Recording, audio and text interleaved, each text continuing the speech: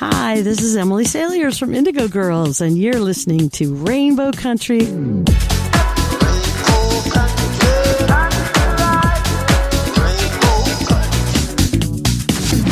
The views and opinions expressed on the following program are those of the persons appearing on the program. Today on Rainbow Country, award-winning writer and author Michael Sadowski joins me in conversation to talk about his new memoir, Men I've Never Been, a book that deals with manhood, sexuality, conformity. All that and more coming up on episode 284, so stay tuned for Gay Talk Radio right here on Rainbow Country. Hi, I'm Simone Denny. Hi, I'm Mayor John Tory. I'm Joey Lamar, best-selling author of Mambo Lips and Salsa Hips. You're listening to Rainbow Country with Mark Tara.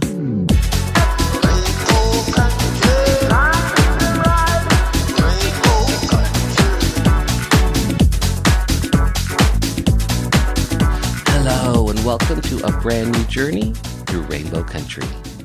As I like to call it, a little gay radio show working to give voice to the LGBT community and beyond. And as always, I am your tour guide through Rainbow Country.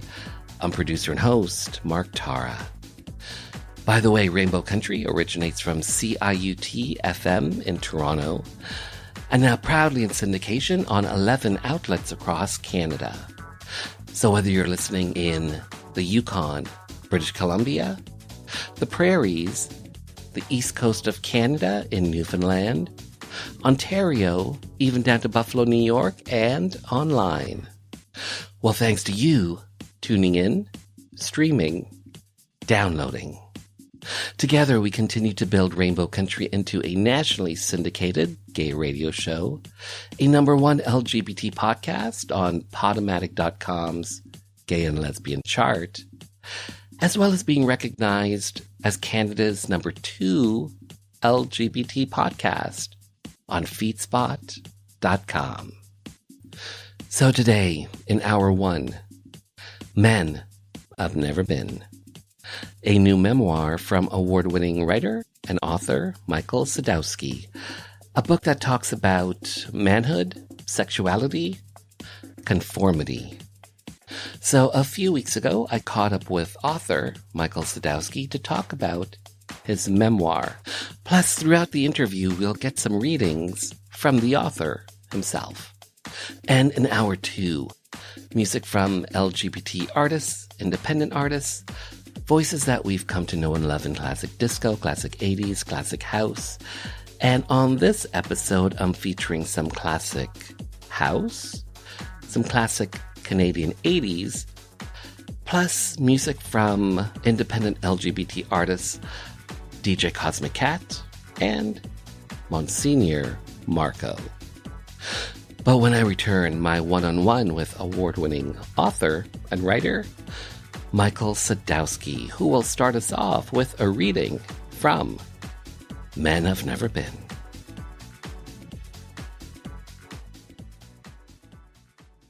Bill 7, to ban discrimination in employment, government services, and housing, based on a person's sexual orientation, was up for a vote at Queen's Park. Most NDP and Liberal MPPs supported the bill, but without some progressive Conservative legislators backing, a divisive split could rack the province. 4 PCs decided to break party ranks to vote with their conscience and support Bill 7. Cabinet Minister and MPP Dennis Timbrell did it to show solidarity for his beloved brother, the well-known drag queen Rusty Ryan. And for me, a gay politician who was not yet out, I had to take a stand. We were known as the Gang of Four. I'm former Cabinet Minister and MPP Phil Gillies. The date, December 2nd, 1986, when LGBT rights came to Ontario. Hi, I'm writer Adam Smith, author of Deep Sniff, A History of Poppers and Queer Futures. You're listening to Rainbow Country with Mark Tara.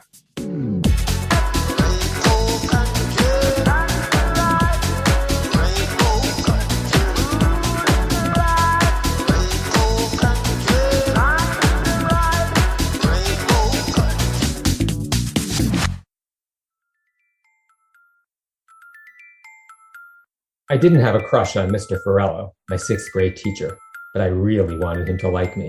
And Kevin Rice swooped in on this fact like a bird of prey from day one. A short, scrawny kid with pale skin and a mop of dark brown hair, Kevin was one of the least threatening-looking boys in my class. If he were a dog, he'd have been the runt of the litter. But what Kevin lacked in physical stature, he made up for in intensity of hatred, all of it apparently directed toward me. "Oh, Mr. Farello, I know," Kevin mimicked my voice and hand gestures as I answered a question on the first day of school. Then, under his breath, in a sneer I would recognize over the telephone to this day, one more word: faggot.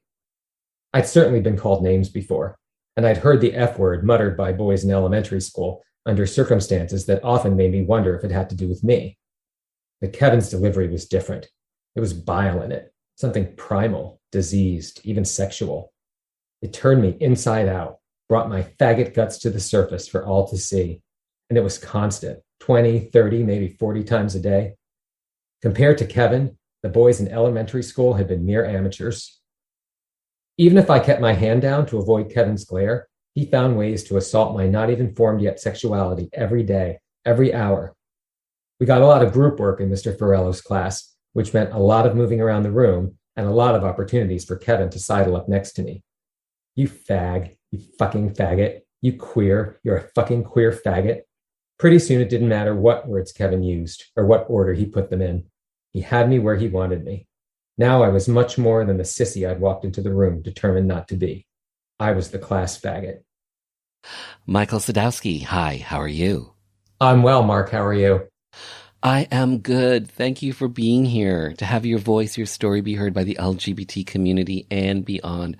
So thank you for that, especially to talk about your latest project, your newest book, which is an autobiography, a memoir, Men I've Never Been. So generally speaking, how do you feel now that this book is coming out and seeing the light of day? The thing that is probably the most gratifying is when I hear from people who read it. And I hear from people I know, I hear from people I don't know. I'm a teacher. I used to teach high school. I hear from a lot of former students. And it's really nice to talk to people who tell me about things that they related to in the book. And sometimes it's not even queer people. Sometimes it's just people who felt silenced or felt marginalized for whatever reason in their lives. And then they start sort of telling me their own story. So they read sort of the very particular things that I talk about in my book, and then they start telling me how it reminded them of really particular things that happened to them and how they felt. So that's really been kind of the best thing is talking to folks who read the book and really being able to connect on a level that you really don't normally connect in everyday life. Feedback. Right. In a queer voice, Safe is Not Enough, Adolescence at School. These are some of the books that you have written, some of the books that you have written. You are an award-winning writer, an author. Men I've Never Been is different because this is a memoir. This is your story. So why did you choose to write a memoir? Why did you choose to tell your story? Yeah, well, it's funny, sort of as you invoke all those other books, it reminds me of things that would go through my mind when I was interviewing the young people that are profiled in those books. In A Queer Voice, for example, I interviewed a lot of young people about their traumas associated with growing up queer. And the whole premise of the book is, how did these people who are now young adults develop a queer voice? What supports got them there? And I would hear resonances in their stories of things from my life. And I was publishing these books and telling their stories, and I kind of thought it's really only fair for me to tell my own story. So that's kind of what got me thinking about memoir, was telling other folks' stories. And then I had a year where I was unemployed. I took a hiatus from my job.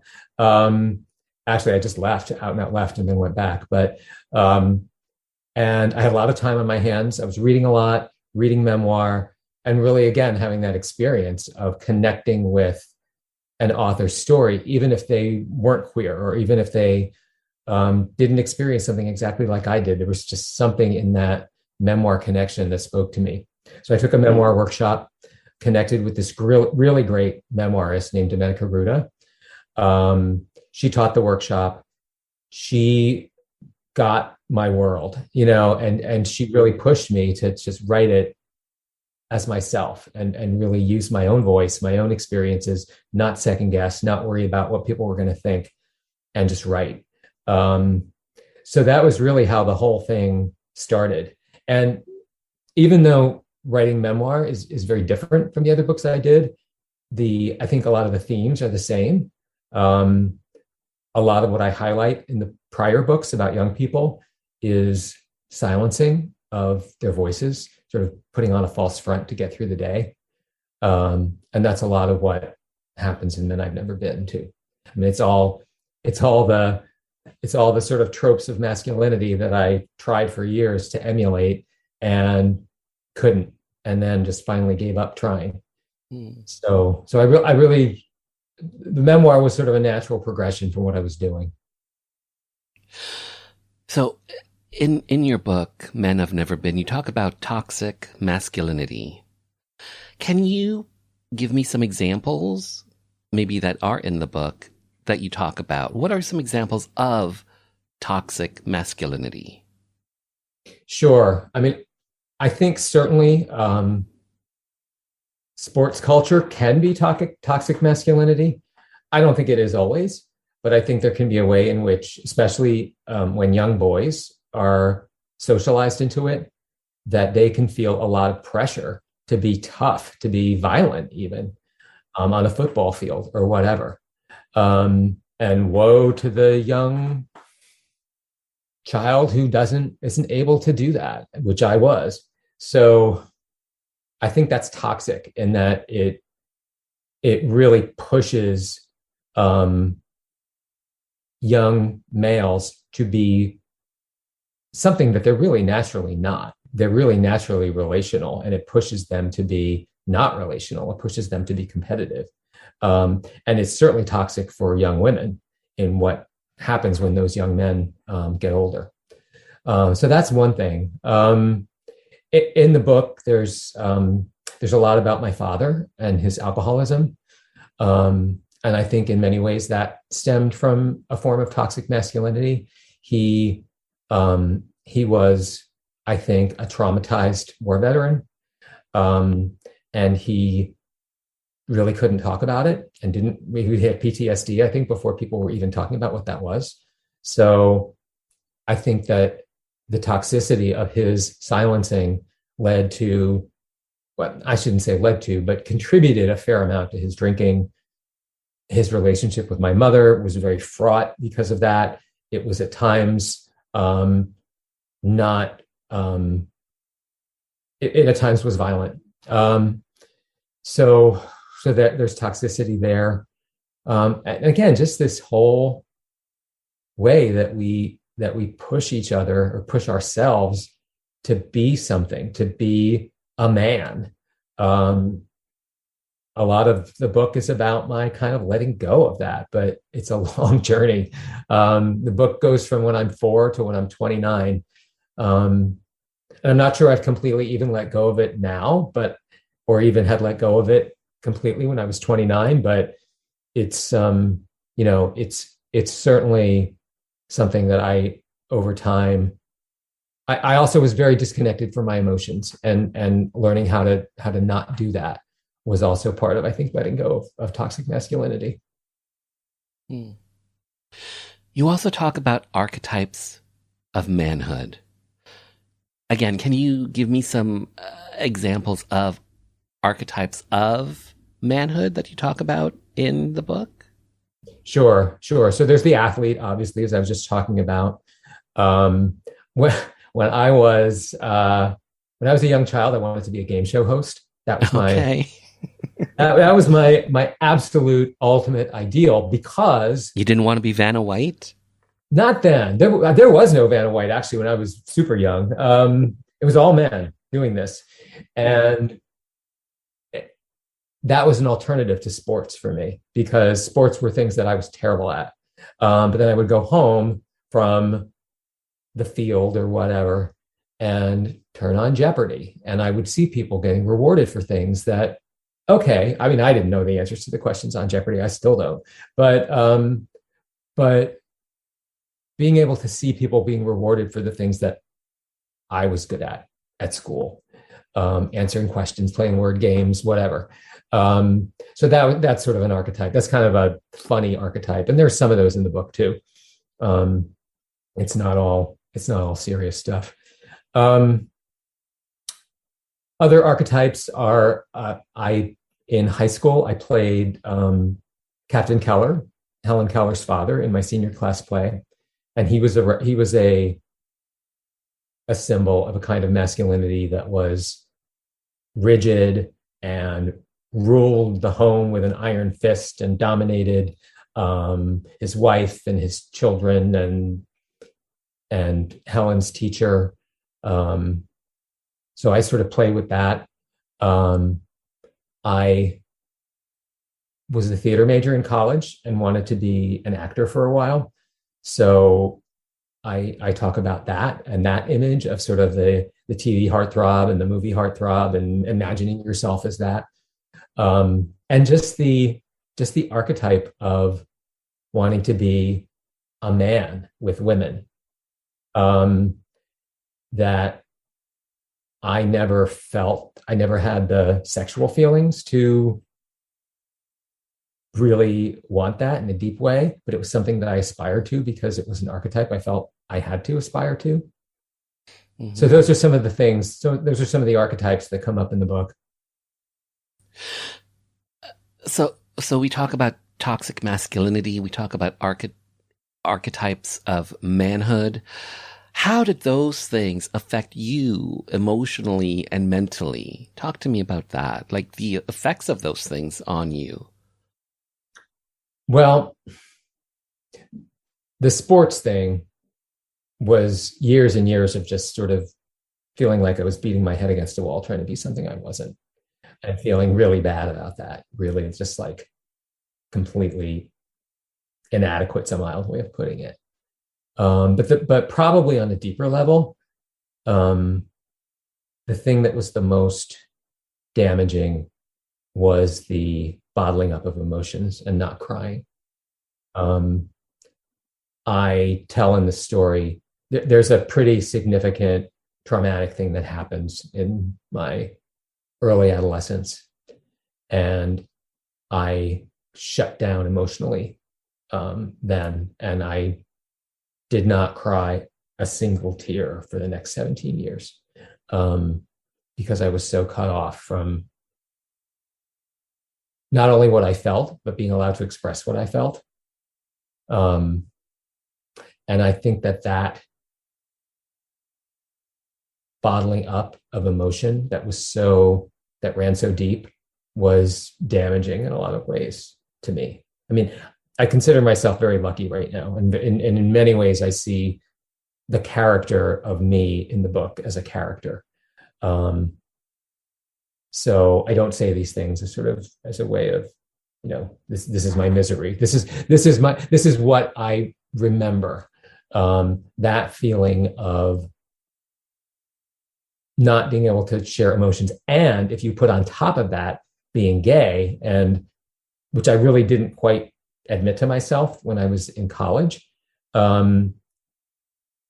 that inability to show anything of who you really are, A, because you're feeling emotions, and B, because you're hiding your sexuality and you're hiding,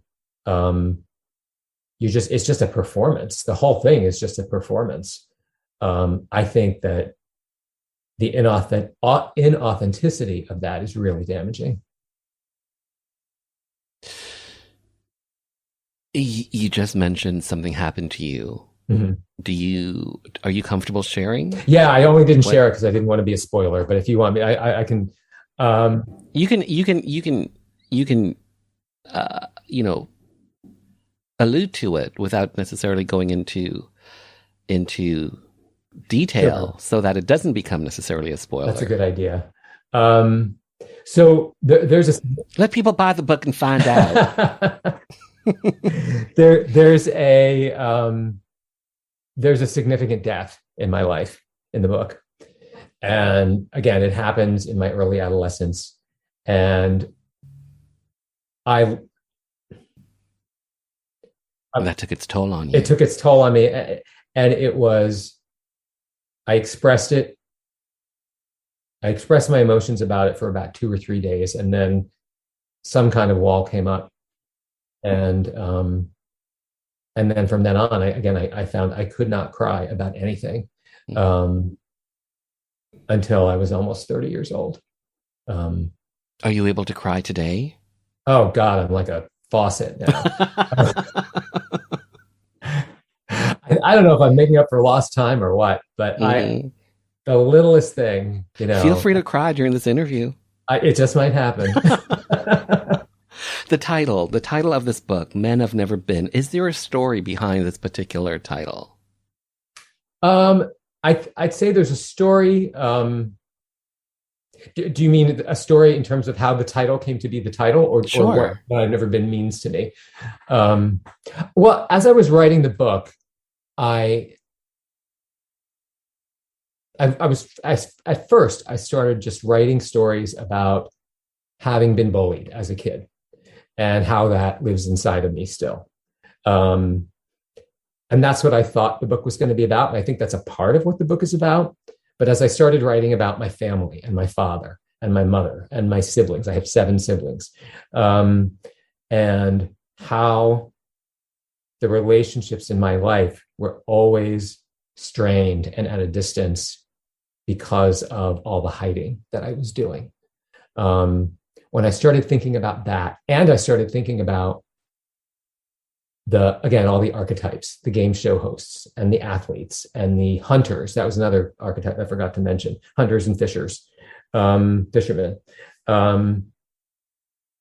When I started thinking about all that, I thought, there just seemed to be this common thread about trying to be a man in whatever way. So that's sort of where the title came from. I realized as I was recounting these different anecdotes that at the core was this effort to be a certain kind of man, and that was distancing me from so much in my life that really would have been rewarding and authentic. And that's where the title comes from. That's where the title comes from. And my friend Domenica Ruda, whose memoir is wonderful, by the way, I shared a bunch of possibilities with her, and some of them were really long and kind of crazy. And she took one. I remember she took one long title I'd come up with, and she kind of condensed it and said, "What about just men I've never been?" And then it just stuck. So I wish I could take credit for it, but I can't. Michael, where are your sneakers? I'm doing the broad jump, so I thought I could wear shoes today. No, you may not. Now you just step right over there. Mrs. Finch, my gym teacher, was pointing to an area in the middle of the playground, far from where the whole rest of the 5th grade was standing. You cannot participate in field day if you're not wearing sneakers. Not looking at any of the other kids, I stepped out of the line and clip-clopped toward the region of social Siberia where Mrs. Finch had ordered me to go. After a minute or two, getting everyone dispatched for warm-ups, she left the group to come and deal with me.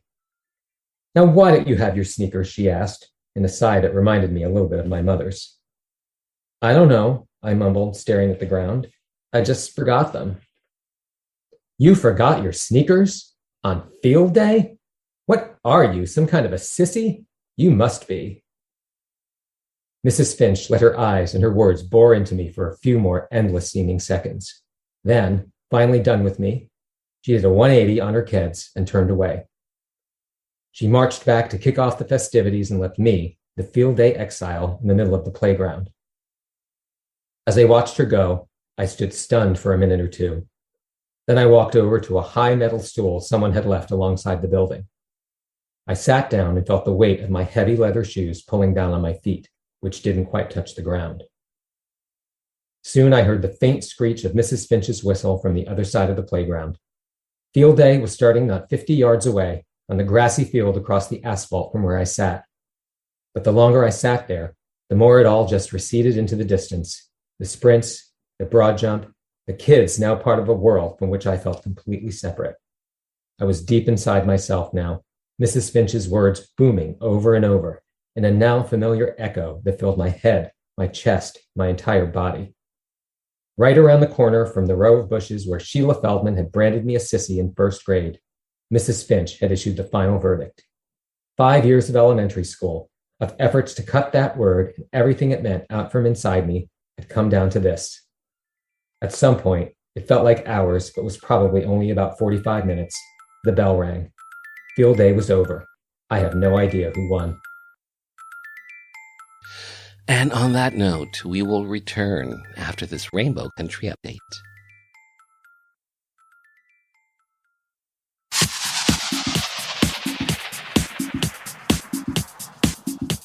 Hi, I'm Justin Ling, author of Missing from the Village. You're listening to Rainbow Country with Mark Tara.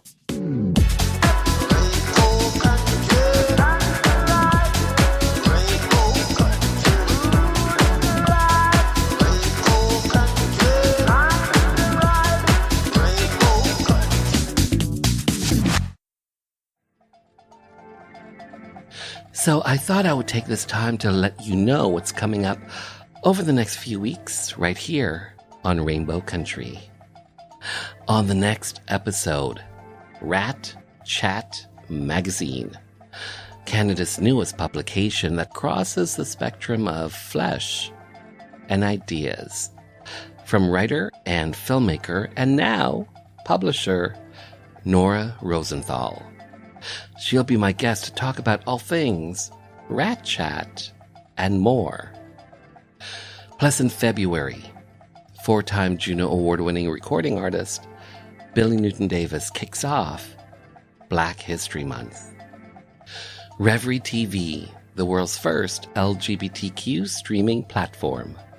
I'll be joined by CEO and co-founder Damien Pelliccioni, who's also Hollywood's first gender non-binary CEO, and American electronic queer artist Nikki Buell.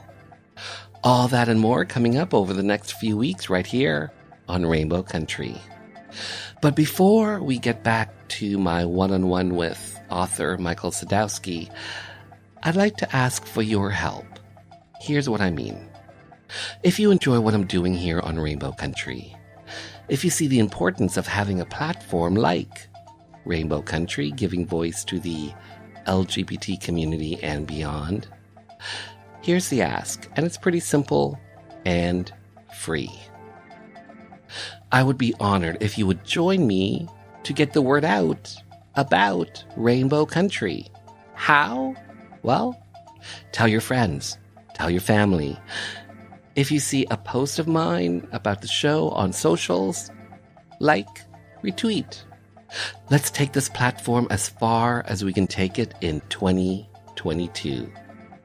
So, join me, won't you? Hi, I'm Garrett Conley, author of Boy Erased, a memoir. You're listening to Rainbow Country with Mark Tara.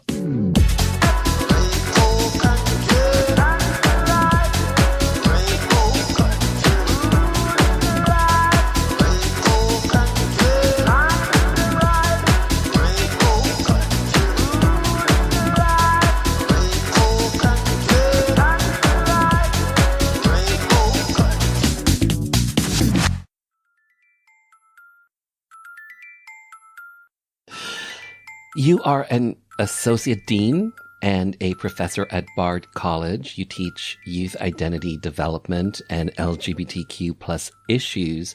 Do you see your books that you've written as an extension of your teachings at all?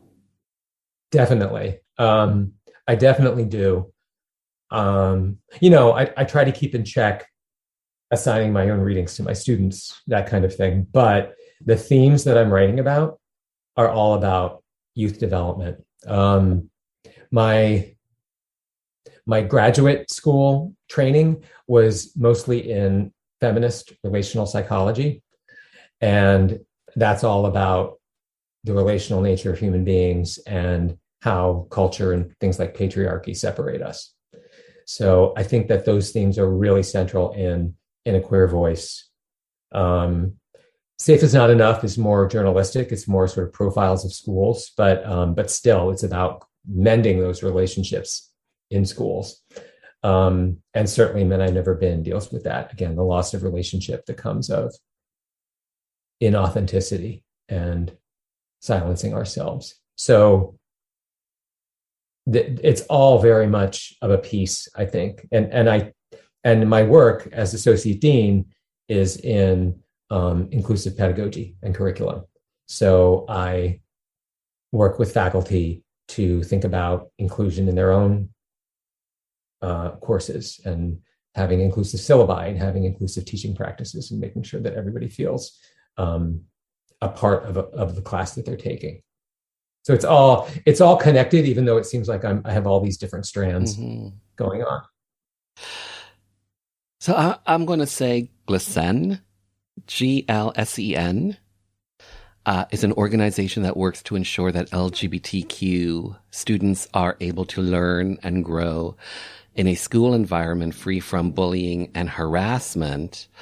GLSEN's founder, Kevin Jennings, cites your book, Safe is Not Enough, as the most important book written on LGBTQ issues in education in my lifetime.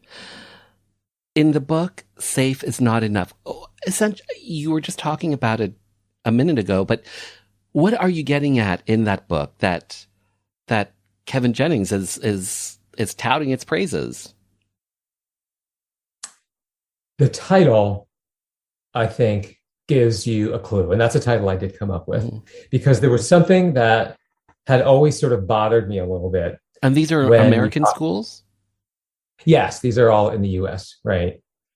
Something that had always bothered me, and it turned out it bothered Kevin too, and he writes about this in the foreword to the book, was that we always talked about work to benefit LGBTQ plus students as creating safe schools. And the question that I ask in the introduction and that I explore in the chapters is, well, why just safe? That's a pretty low bar when you think about it. Yes, of course, we want our schools to be safe for young people, but we also want them to be affirming, and we want them to be identity supportive and celebratory and things that just make kids feel great about going to school. Safe is a baseline. So what I do in the book is I profile schools where they are pushing beyond the safe standard and doing things that are really, I think, to varying degrees, but some are doing amazing work to really sort of envelop students in this queer positive pedagogy and just school environment. It's really kind of lovely to see the work that some of these people are doing. So Men I've Never Been was shortlisted for the William Faulkner Wisdom Award for nonfiction, one of America's leading literary competitions. When you found out that your book was shortlisted, your memoir was shortlisted, what went through your mind? Honestly, I was stunned because I'd kind of forgotten that I applied. I'd kind of forgotten that we sent it in. Because I didn't really expect anything to come of it. I just sort of sent it off because it was an opportunity. Months and months went by. And then I got an email saying, to the people on the short list. And I thought, wait a minute, I'm on the short list. And there it was. There was, a list of, 12, 13, maybe 14 at most books. So I was pretty honored and humbled and stunned. So yeah, that was a trip. I mean, getting the award would have been amazing, but I was just thrilled to, have been on the short list. Honey, you got nominated. Yeah, absolutely. I'm grateful.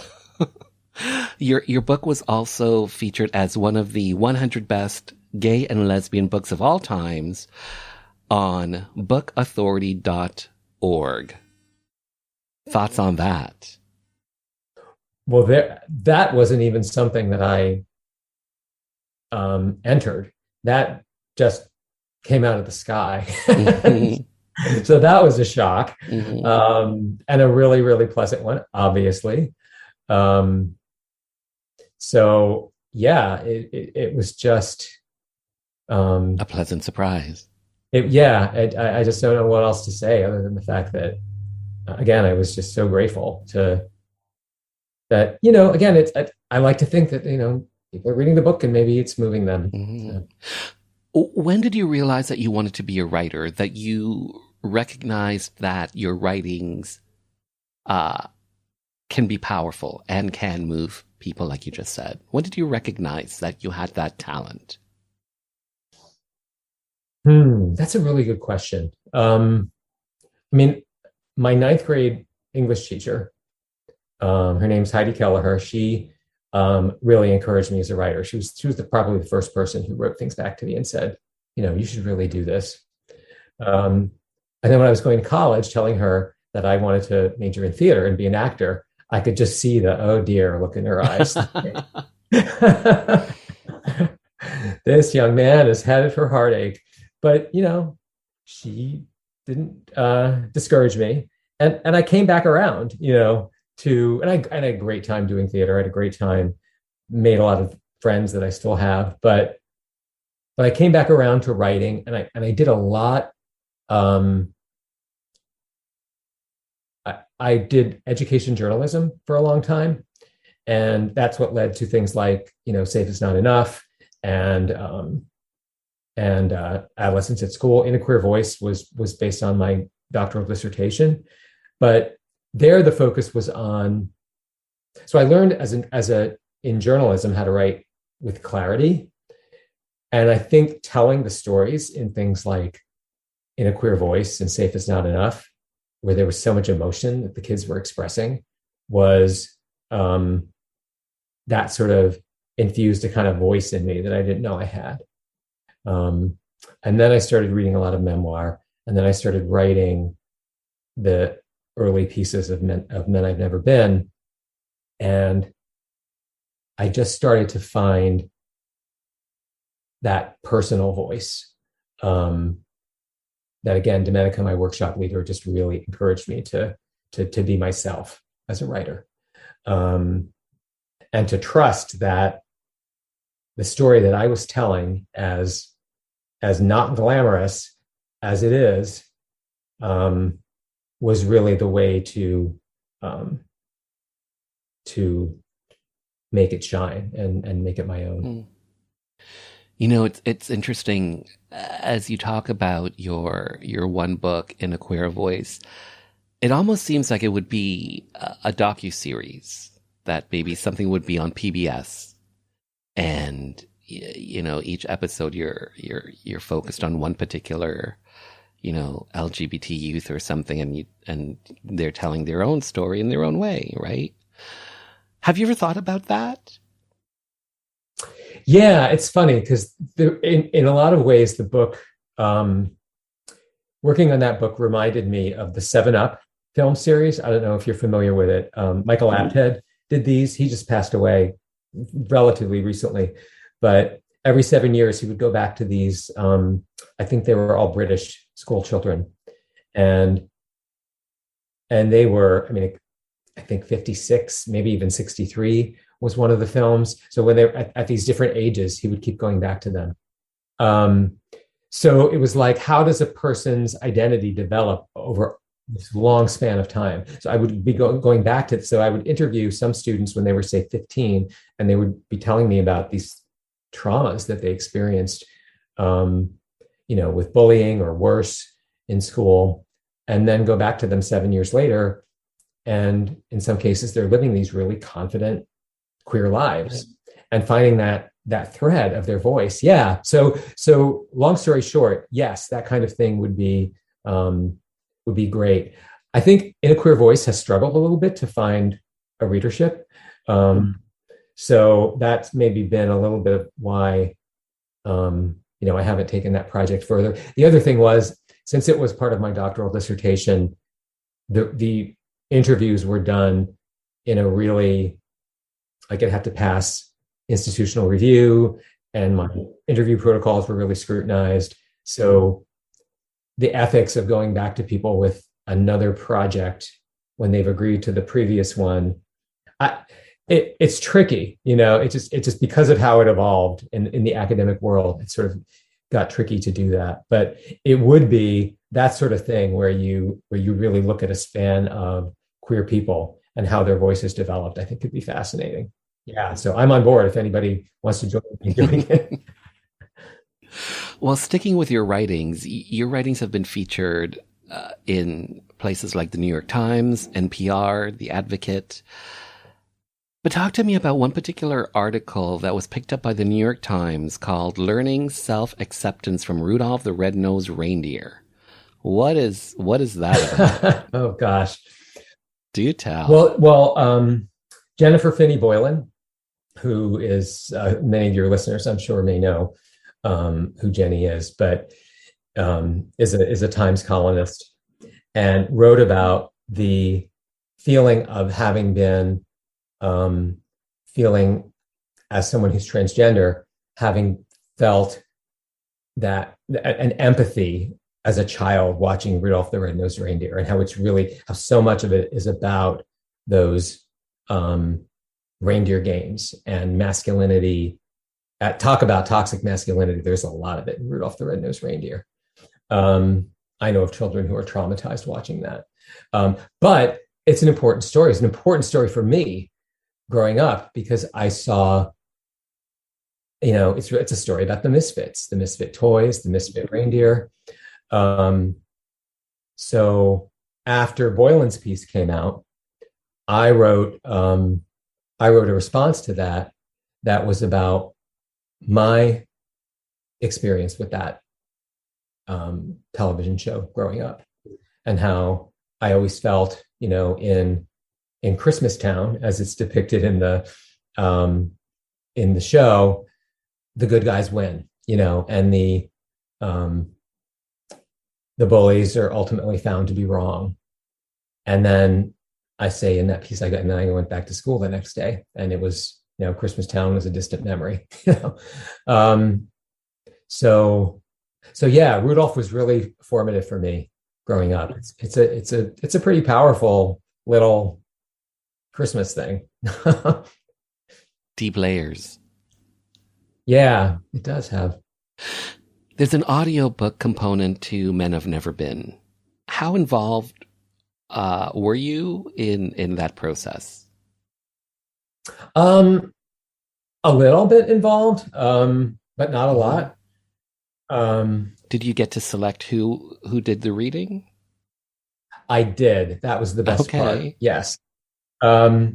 Because I didn't expect that, but that was part of the contract, I guess, that was negotiated for the audiobook, was that I would get to choose the narrator from choices that the production company sent me. So they sent me a bunch of different recordings of possible narrators, and we were down to maybe number 6 or 7.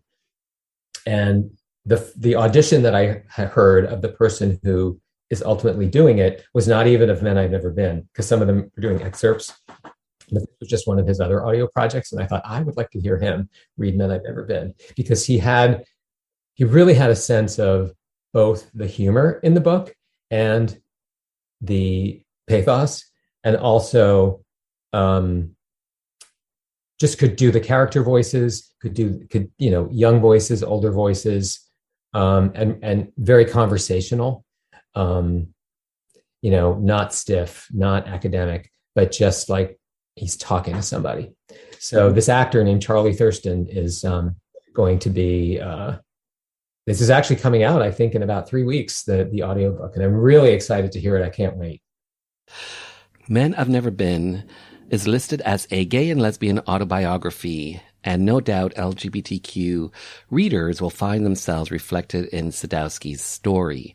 However, as a heterosexual male reader, I can attest that this book will offer hope to anyone who has ever felt the sting of toxic masculinity.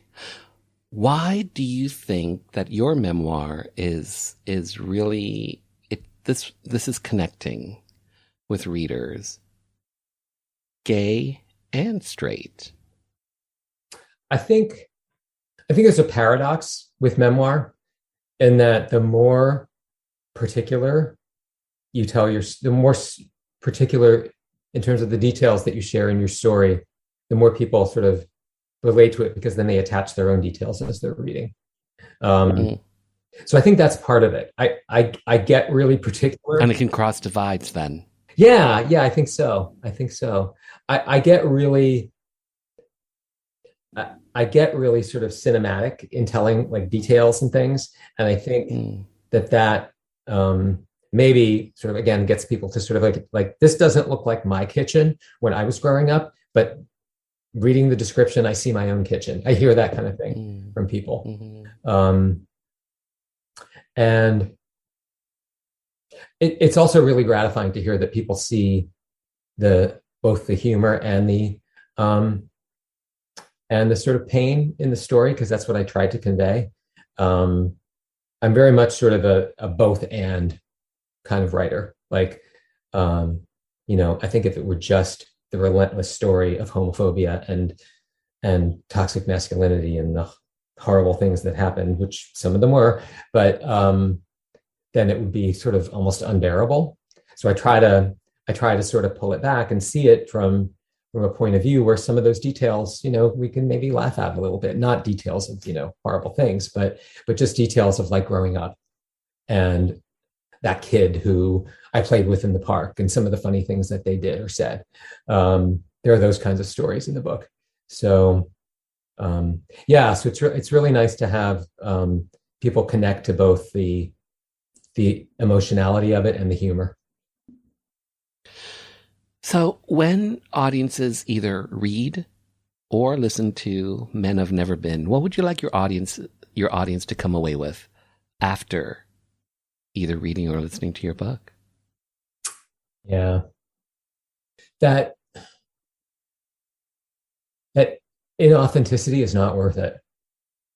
And that we can be living so much more in connection with each other if we let go of these false fronts that we put on for being who other people want us to be. I would say that's the biggest takeaway. That, it's kind of sad in the book how some of the relationships were not what they could have been. And that's a lost opportunity. And people are gone now. And, those relationships can never be recaptured. But if people take a way to sort of find a way, and it's hard, it's a hard thing to do, but find a way to be more authentic with each other. I think that would probably be my biggest hope for a takeaway. Well, Michael Sadowski, thank you so much for your time. Well said, well done, well written. Thank you for being on the show. Thank you, Mark. This has been a real pleasure, and I really, really appreciate your inviting me. In my junior year at Northwestern, I invented another self, and he finished college for me. He had a pretty good run, but there were cracks in his armor, especially when it came to women. The dates he went on all felt prematurely aborted, certainly to him, and no doubt even more so to the women he courted. He made a valiant effort with Natalie, a year behind him in the theater program. Natalie was pretty and sweet, with wide brown eyes and a buoyant air, the perfect casting choice for the role. And she seemed dazzled by his status as an upperclassman who had performed on the Northwestern main stage. Everything went fine on their first date. She even seemed happy with the quick kiss he planted on her lips as he dropped her off in front of her dorm. But as their second date approached, a weight started to bear down on him. He knew a quick peck on the lips at the end of the night was only going to cut it for so long. This wasn't middle school, where going with someone meant holding hands in the hallway between classes and going on the occasional date to the bowling alley. There were expectations. And the usually sunny, I'm nice to everybody Natalie seemed testy by the end of their third date, when the quick peck on the lips was still all he had to deliver. What's wrong with me, she probably wondered. Does he even like me? He wanted to do more, or at least he wanted to want to do more. So he called Natalie to give it another try. He left a message with her roommate. She left a message back, and then he called again and left another message. Message after message, but now they were a week apart instead of just a few days, until it was obvious there wasn't going to be another date. He felt the weight lift off his chest. For at least a few more weeks, until the next eligible potential girlfriend came along, he wouldn't have to go out on any dates at all.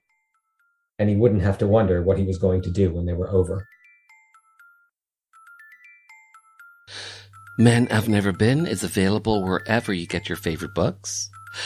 For all things Sadowski, michaelsadowski.net. Plus the audiobook is out now and available on Audible. Hi, I'm Joey Lamar, best-selling author of Mambo Lips and Salsa Hips, and you're listening to Rainbow Country with Mark Tara.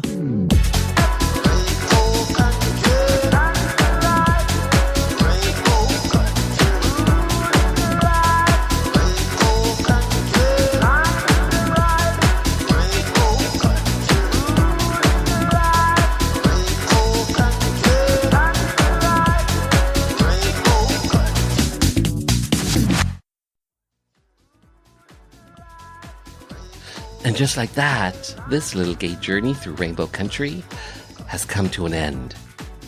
For the full 2-hour episode, just head over to marktara.com. And by the way, I'm updating the site slowly but surely. There are some new changes, so check out marktara.com. Hit the archives banner, and there you'll find the full 2-hour episodes.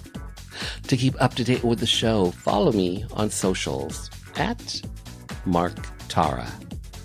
The podcast is available on all major platforms, including audible.com. And finally, I want to take this time to thank you for taking your time to be with me. Remember, stay well and stay safe.